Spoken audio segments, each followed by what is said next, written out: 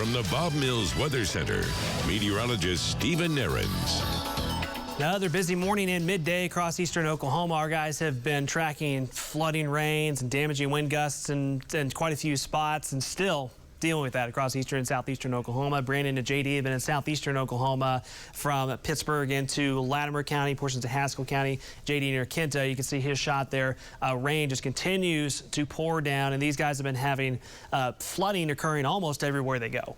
Because, as you know, at this point, eastern Oklahoma is saturated. We really can't handle any more of this heavy rain. So pretty much any road you travel, east and southeast of Tulsa this afternoon, you got to be really careful with the flooding concerns. Now, here's the severe thunderstorm we still have ongoing that really barreled through about Pryor to Locust Grove and has produced some damage in those areas. We're going to have more updates on that as we go through the afternoon hours. But that storm now right over Chewy. So Chewy, you need to be kind of just take a safe shelter with this storm as it pushes pretty quickly to the east-southeast towards Watts and Westville. Here's the storm track on that. And it's a fast mover, so by about 12:30, this will be on the Oklahoma-Kansas state line, or Arkansas state line, excuse me, as far as the damaging wind potential. But right over Chewy right now, there's still the potential for some very, very strong wind gusts over 50 miles per hour, and then that'll take it towards Chance at 12:24, Watts at about 12:30, Siloam Springs at 12:30 as well, and then that crosses the state line. But that storm's still packing a punch, and again, it did produce some wind damage back around Locust Grove up towards Pryor in the last about 30 to 45 minutes. Bob Roloff has been following that storm for a while. He's now back behind it just a little bit, still some gusty winds. He's near Little Kansas. And Bob, just quickly tell me kind of what you experienced with that storm as you followed it on Highway 412. Hey, Stephen, when I got to Locust Grove, I was passing under the Highway 82 overpass, and immediately I came across very high winds.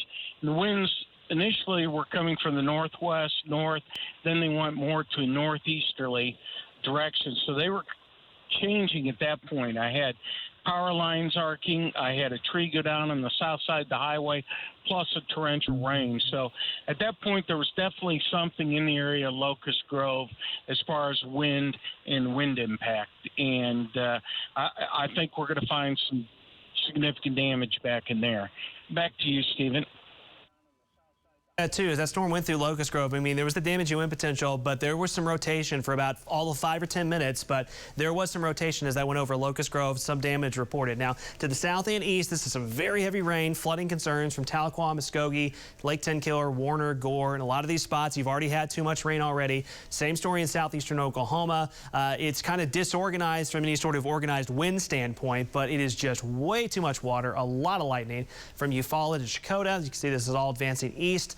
Hartshorn, Wilburton, Tallahassee, I mean, take your pick. Anyone basically south of I-40, you're getting dumped on with extremely heavy rain. And same story, Brandon and JD's, they've been down south, have been reporting flooding in almost every community that they've gone to. North and west of I-44, you can see the clearing line coming in as we push a cold front through the starts to bring it into this round of rain, but these shower and thunderstorms will continue for at least a few more hours in our southeastern counties this afternoon. As far as rainfall amounts, you know, it's been widely ranging. Some spots have had half an inch, some have had an inch. Now, keep in mind, you know, our Mesnet sensors don't pick up on every single spot, but nearly 3 inches in Westville with more on the way, and we've had 1 to 2 inches. A lot of this from Eufaula to McAllister fell in just the past hour, so you can tell why we have flooding concerns. All these green polygons are flash flood warnings. Basically, flash flood warnings go from central Oklahoma, all of southeastern Oklahoma, all the way up to Muskogee and Tahlequah. So there's a lot of spots with flooding concerns, even here in Tulsa as well. Severe thunderstorm watch also continues in far eastern and southeastern Oklahoma through this afternoon. And then the rain timeline just kind of continues to go up and down, up and down. Looking from Gathering Place right now to the north, you can see some of those rain curtains. We're in the 60s. Feels a little bit better.